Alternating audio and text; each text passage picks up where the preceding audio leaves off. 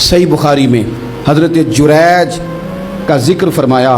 जुरैज नफल पढ़ रहे थे, माँ ने आवाज़ दी, वो आ नहीं सके, नमाज में थे, माँ नाराज़ हो गई। उसने हाथ उठा के कहा, अल्लाह ये उतनी देर तक मरे ना जब तक किसी बुरी औरत का मुंह ना देख ले। किसी और की दुआ के लिए सनद नहीं है कि वो तेरे हाथ में ज़रूर कबूल होगी, लेकिन माँ बाप की दुआ के लिए मेरे नबी पाक ने सनद बयान की है। सैयद आलम सल्लल्लाहु अलैहि वसल्लम फरमाते हैं, जब भी माँ बाप औलाद के लिए हाथ उठाते हैं रब ज़रूर कबूलियत का शर्फ अता करता है। तो जहाँ सनद मौजूद है ना, कुछ इफ्तिताह अब्बा जी से भी करा लेनी चाहिए। कुछ काम शुरू करने से पहले सिर्फ अम्मा से ही दुआ करा लेनी चाहिए। ये वाला इफ्तिताह भी बड़े काम का है, क्योंकि यहाँ सनद बयान कर दिया मेरे नबी करीम। तो जनाब जुरैज की माँ नाराज़ हो गई, कहने लगी, अल्लाह इसने मेरी बात नहीं सुनी। अब थे तो वो नेक, लेकिन रब करीम की हिकमत का तकाजा है, माँ की दुआ को भी कबूल करना था। अल्लाह ने आजमाइश में मुब्तला कर दिया। वालदा तो चली गई, वो एक खैमे में, एक कुटिया में, एक झोंपड़ी में इबादत करते थे, अल्लाह को याद करते थे, रब रब करते थे, और लोग उनकी बड़ी तारीफ़ भी करते थे। लोग उनके इरादतमंद भी थे, अकीदतमंद भी थे, अहले मोहब्बत भी थे। एक औरत आ गई, बस वो अल्लाह की हिकमत पूरी होनी थी। उसने आके पहले तो उन्हें अपनी तरफ माइल करना चाहा, जब ना माइल हुए तो इल्ज़ाम लगा दिया।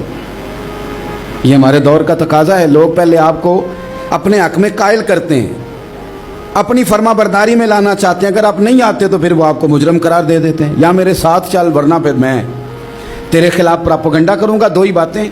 पहले उसने कायल किया, जब जनाब जुनैज कायल ना हुए तो उसने करीब एक चरवाहा था, उस चरवाहे के साथ जाके मुंह काला किया। मुकर्रर वक्त पे बच्चा पैदा हो गया। लोगों ने कहा किसका है? कहने लगी इस खानका में, इस हुजरे में इबादत करने वाले का है। अगर किसी दीनदार पर जरा सा भी इल्ज़ाम लग जाए तो आप यकीन करें कि बड़े बड़े खौफनाक लोग भी नेक हो जाते हैं। जिनका अपना सारा माजी काला स्याह हो वो भी उजालों के राहबर बन जाते हैं। जिनकी अपनी ज़ुबानें सारी ज़िंदगी आलूदा रही हों वो भी बड़े बड़े आला सच बोलने लगते हैं। आला कच्चे मेरे मकान की दीवार क्या गिरी, लोगों ने तो मेरे सहन में रस्ते ही बना लिए। बड़े लोग आ जाते हैं, फिर बड़ा कुछ करते हैं और बड़े बड़े खौफनाक जुमले कसते हैं। बस को नुक्ता जो हाथ आ गया, ऐसे जैसे गिरने का इंतज़ार कर रहे थे। अब जनाब लोग उठे, एहतजाज शुरू हो गया, शोर पड़ गया। ये बाबा बड़ा नेक बनता था, नफल पढ़ता था, इबादतें करता था, देखो इसका हाल क्या है कि इसने नाजायज़ बच्चा पैदा किया।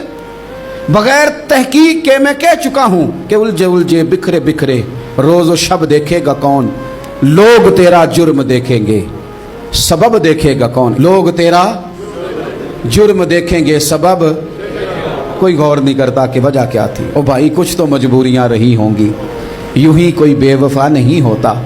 इल्ज़ाम लगा दिया, शोर हुआ, एहतजाज हुआ, दुनिया इकट्ठी हुई, उनका उन्होंने उजरा गिरा दिया, मारा भी, पीटा भी, एक नेक आदमी को बदनाम भी किया, बुरा भला भी कहा, गालियां भी दी, जो कर सकते थे किया।